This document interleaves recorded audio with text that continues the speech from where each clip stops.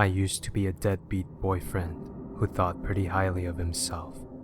While my girlfriend worked 2 jobs to keep a roof over our heads, I would stay home and smoke pot till she came home. And when she did come home, she had the wonderful job of cooking and cleaning up after me, while I sat on the couch playing video games and getting stoned off my ass. I also cheated on her multiple times, but she always took me back, thinking she could change me into the man she wanted me to be. I was attracted to her because she was easy to manipulate. Plus, she worked hard, so I could sit on my ass all day and do diddly squat. It was a good setup for me, at the time at least. Then I was scared straight. So, let me tell you how I went from a deadbeat boyfriend to the hardworking office man that I am today. It all started after Caroline and I had one of our many fights. She argued that I should get a job, an argument that we frequently had. I told her I couldn't because I had a bad back, that I couldn't work because of it. That's how I got my medical marijuana. After I was laid out in a hit and run, I have been using the hurt back excuse for everything. My back hurts. Can you get fill in the blank?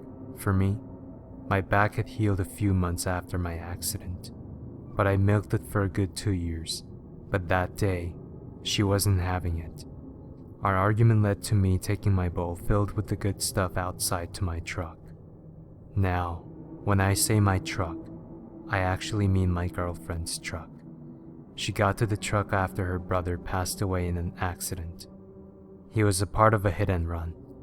Someone ran him over while he was walking to the store one night. I never met the guy, but from what I've heard, he sounded like a cool dude.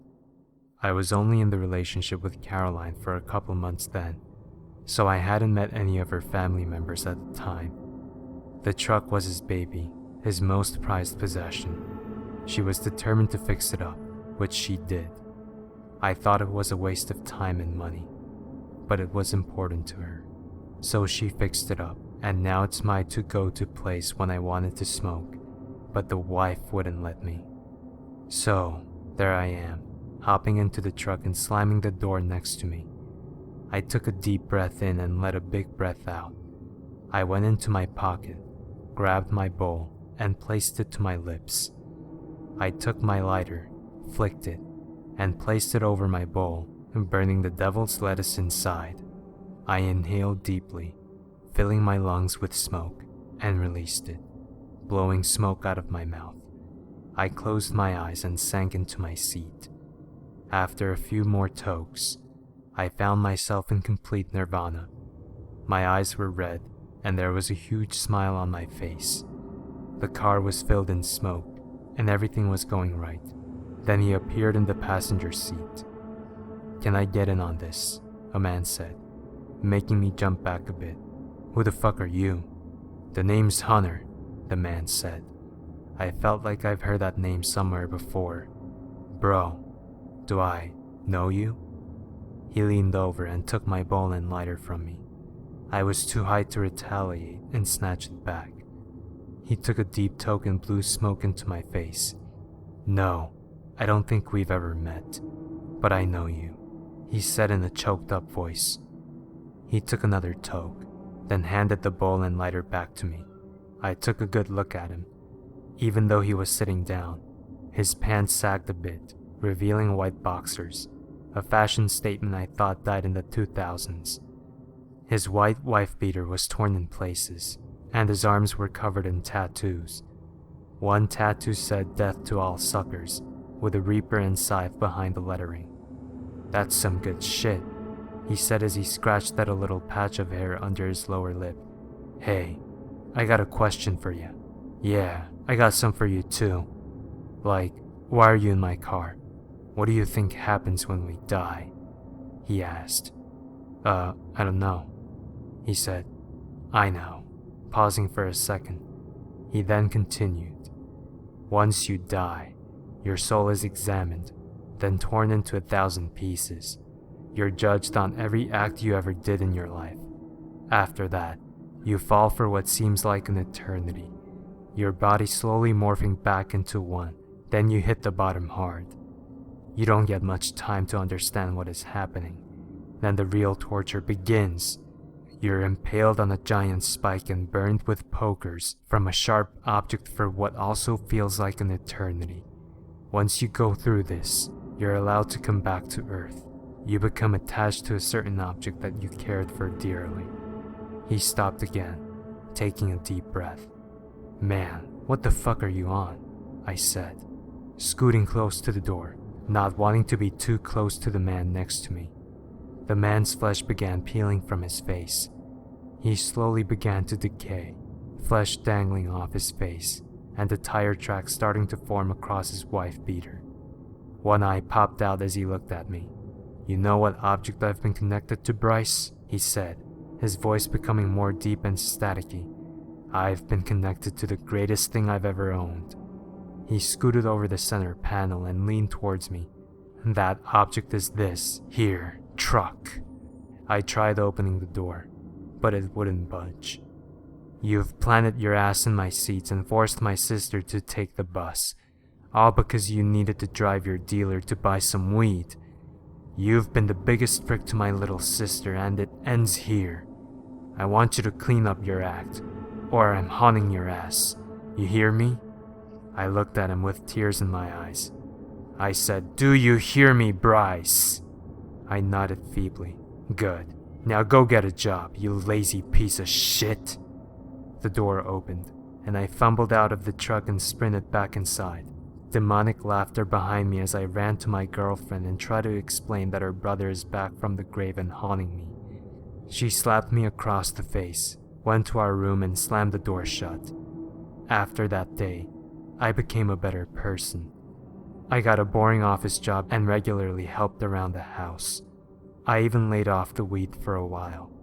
I don't think highly of myself anymore, because when I do, he's there to knock me down a notch. If I slip up, he comes back. His rotting body makes me shiver every time, and he shows me what happens when we die.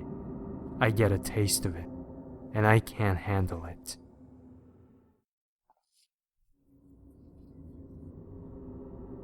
It was a warm, boring summer afternoon. I was only 12 years old. It was one of those days where there was absolutely nothing to do other than sit around.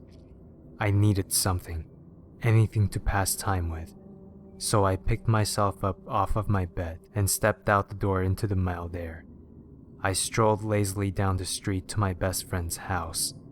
I opened the door and walked right in, as usual.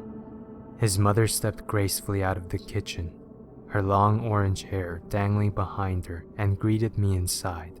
I blushed, said hello, and walked upstairs to my friend Justin's room. He looked his usual self for the most part. He had short black hair, lots of freckles, and was very skinny. However, he seemed almost depressed. I figured he was just bored like I was. We talked inside for a few minutes about how school would be starting next week, or about some fishing trip he took with his dad, something along those lines. I don't quite remember. Anyway, after we were drained of interesting things to talk about, I asked him if there was anything he wanted to do.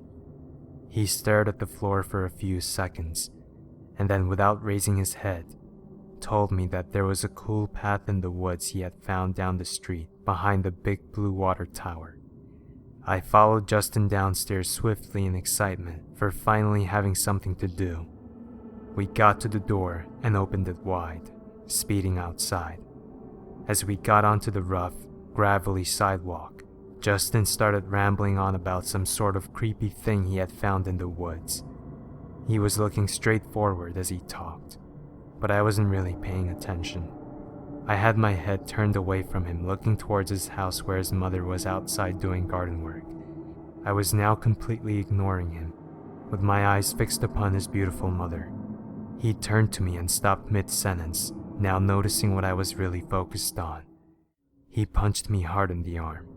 I stumbled sideways, suddenly being thrown back into reality. I blushed and stared at the ground, rubbing my arm. Justin sighed and we walked the rest of the way down the street in silence. We got to the water tower. I pointed out the rest of the path was fenced off because of the water tower. Justin remained silent, but hopped onto the fence and started climbing.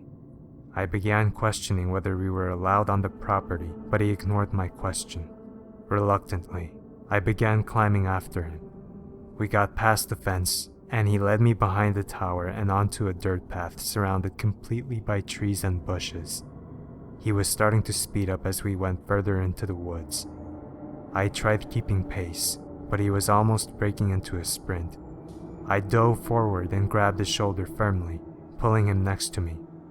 I looked him straight in the eyes and asked, "Dude, why are you acting so strange?"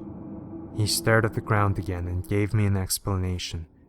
"Well, I was up here yesterday and, you just have to see it, okay?" He sounded genuinely disturbed when he said that to me. I told him that I could trust him no matter what, but I insisted that he slow down. He agreed and we continued walking in silence, side by side. We came to a large ravine filled with fast-flowing water. There was a poorly constructed makeshift bridge made out of logs. I stepped carefully along the bridge, following my friend. We came to a large clearing shortly after walking across the bridge. He led me straight through a thorny patch of bushes, rather than following the path. There, I saw a tiny pond surrounded with dense bushes with a big blue pickup truck sticking out of the middle of the pond. The water was shallow, so I had no problem following Justin as we waded through the water. We were just a few feet away from the truck when he stopped and turned to me. He looked really upset and frightened. He told me that what he was about to show me was absolutely sickening, and that after I saw this, I may never speak to him about it ever again.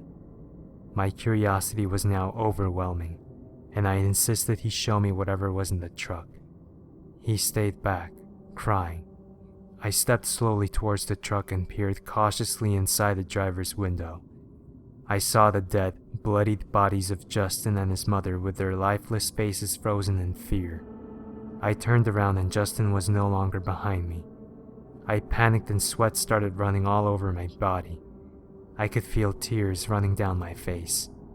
I fell to my knees with an overwhelming feeling of fear and despair. I rested my face into my cupped palms and began crying uncontrollably. I raised my head out of my palms and threw up all over. I crawled weakly out of the water, trying desperately to regain my strength and get the hell out of the woods.